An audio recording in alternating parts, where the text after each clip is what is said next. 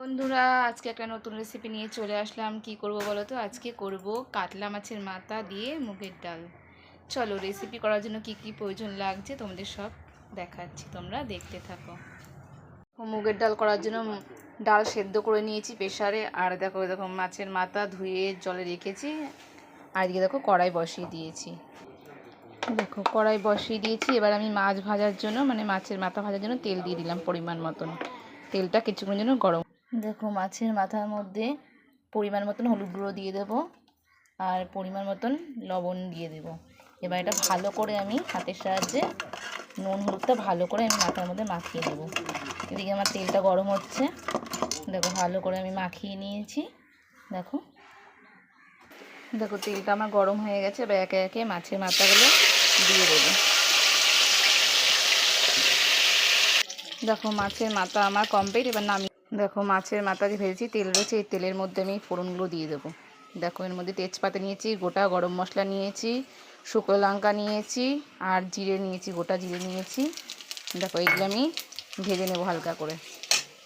দেখো গোটা মশলাগুলো ভালো করে ভাজা হয়ে গেছে। এর মধ্যে আমি একটা পেঁয়াজ ছোট কেটে রেখেছি, এটা দিয়ে দেবো। বেশি পেঁয়াজ দিলে তোমাদের দাদাভাই খেতে চায় না, মিষ্টি হয়ে যায়, তাই একটা পরিমাণ মতন দিয়ে দিলাম। পেঁয়াজটা আমার হালকা ভাজা হয়ে গেছে। এবার আমি এই মশলাগুলো ওর মধ্যে দিই। দেখো রসুন, আদা, কাঁচা লঙ্কা, জিরা বাটা আমি দিয়ে দিয়েছি। আর একটা টমেটো কেটে রেখেছি, টমেটোটা দিয়ে দিলাম এর মধ্যে।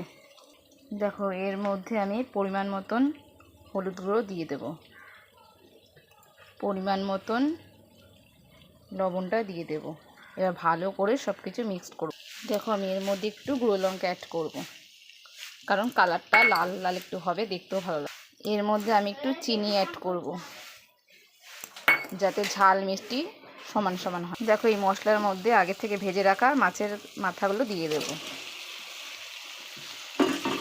দেখো মাছের মাথাটা মশলার সাথে ভালো করে মিক্সড হয়ে গেছে। এবার আমি আগের থেকে যে সেদ্ধ করা ডালটা দিই।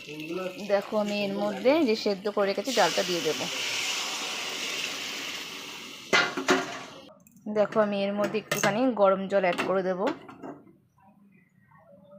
পরিমাণ মতন, যতটা তোমাদের লাগবে, যেরকম খাবে সেরকম দেবে, ঠিক আছে?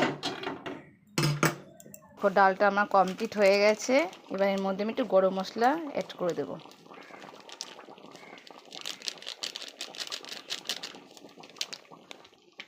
আর এর মধ্যে আমি একটু দেখো ঘি দিয়ে দেব।